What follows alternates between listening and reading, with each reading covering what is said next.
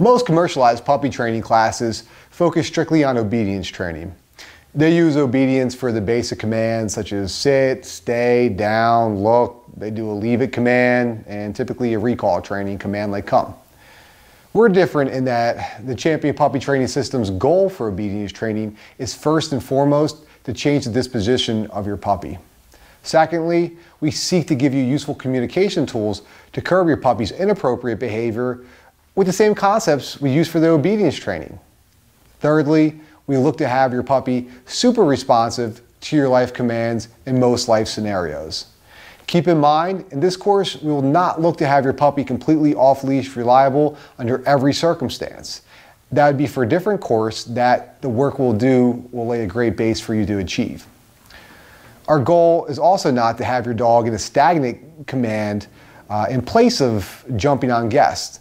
I find it much more natural for dogs and more universally achievable for our clients to simply have their dog's normal behavior be to keep all four paws on the ground.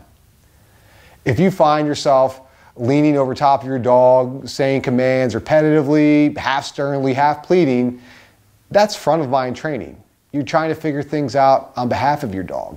I love to see a dog understanding a conversation that it can willingly participate in. We're going to accomplish this through what I call back of mind training.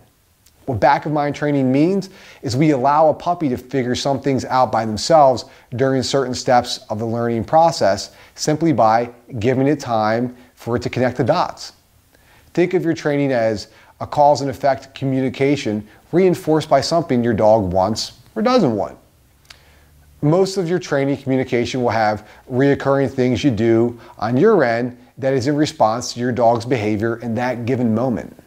This in-the-moment capturing of a dog's behavior to promote good behavior is what clicker training is a lot of times used for.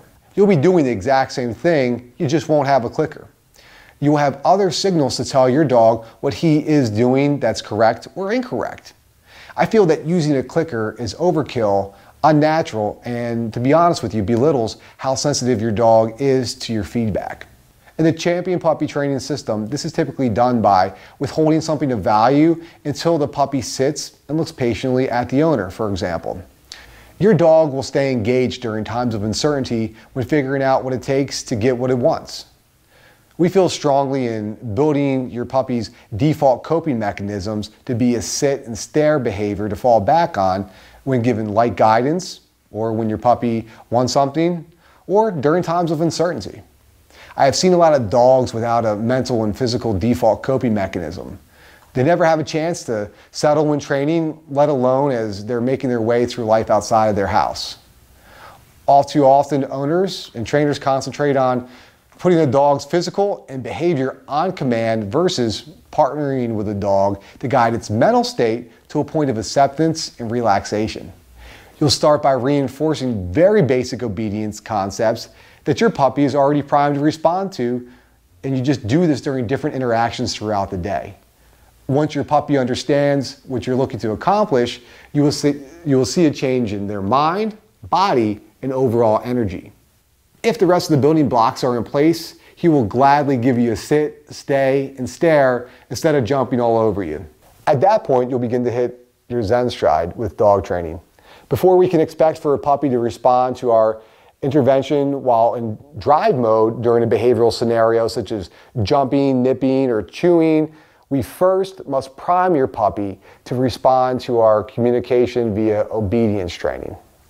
Just like the coach who grows the quarterback on the field and then gets the same high-level responses off the field, we need to start around a common point that your dog's actually interested in. In our system, we start with food. I don't want you to look at food simply as something that gets your puppy excited and that he wants. That would be too surfacey for what we can accomplish with it. Instead, I want you to look at food as a starting point for motivation that will lead to something your puppy will enjoy doing, even if there is no payday involved.